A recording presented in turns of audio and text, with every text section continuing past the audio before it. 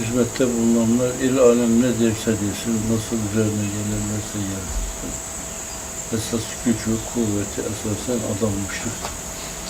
Kendi de bir yüksek meşgureye adımı ve gayeye kararlı adamı. Her şeyi Allah için yapma. Kendini hiç karıştırma o işe. Kaybedenler o yolda kaybettiler. İmamlar, vaizler, müftüler, ilahiyatçılar o yolda kaybettiler.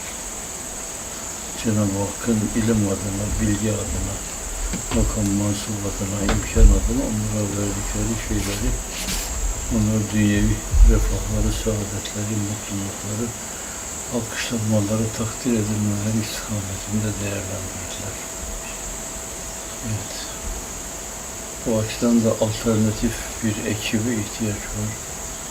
Bu ekip de her şeyi Allah için yapacak. Hatta var sözlerde birisinde var. Övülmeyi sövülme kabul edecek.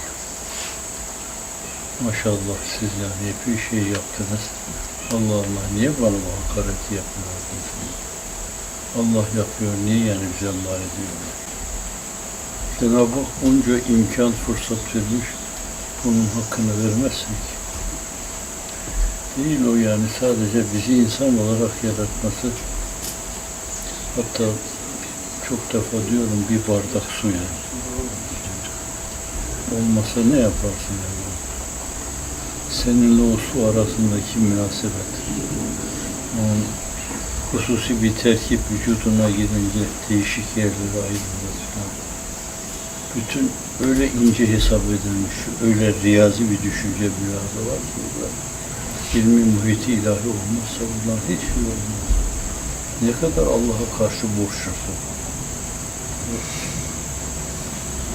Bunun için Hazreti Pir de diyor yani ubudiyet mukaddimeyi nimeti layıka değil, neticeyi nimeti sabıkadır. Evet, biz müşaffatımız olmuşuz. 50 defa kat katına almış.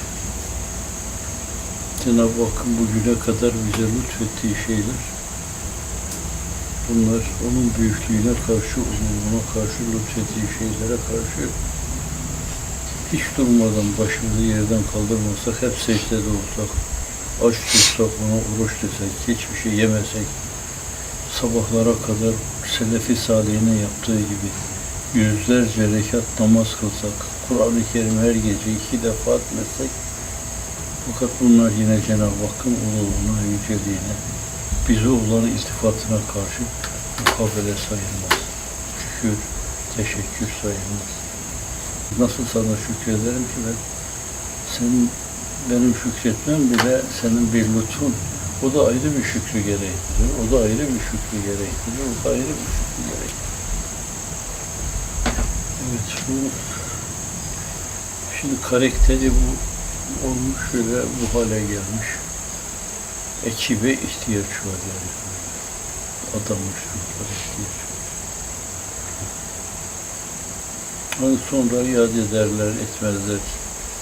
Bence meseleyi ona bağlı da götürmemek lazım. Ancak böyle vec'alli lisâne sıdkın fil âhirin, gelecek nesiller arasında da hayırla yad edilme. İşte diyorlar yani kimisine radıyallahu anh, kimisine rahimeullah diyorlar, kimisine kuddüse sirruhu diyorlar. Konumlarına göre, Allah'la münasebetlerine göre, efendim, işlerinin rengine ve desenine göre bir şey söyleniyor onlara. Derler. Fakat onlara bağlı yaparsa o mesele yine küçültmüş olur her şey. Her şey sıfırlanır birdenbire. Sıfırlamamak o meseleyi bence namütenahiye bağlı götürmek lazım ki namütenahi olsun. Kendi darlığımız içinde meseleleri değerlendirirsek bence çok büyük şeylere açık olan şeyleri daraltmış oluruz. Meseleleri şöyle bugünün darlığı içinde ele almamak lazım. Yarın var, öbür gün var, yarın gün var. Sonra Cenab-ı Hak geçmişte esasen bir şey yaptı. Demek her zaman aynı şeyleri yapabilir yani. Onlar geçmişte yapılan şeyler, gelecekte yapılacak şeyler adına en inandırıcı referanstır yani. Yani siz bir evle başlıyorsunuz, bir dershaneyle başlıyorsunuz. Belki devletlerin, büyük devletlerin yapamadığı şeylere ulaşıyor. Allah'ın izniyle inayetiyle. Bugün kısmen o mumları söndürdüler. Hazreti Mevlana mum tutuşturmayı tavsiye ediyor.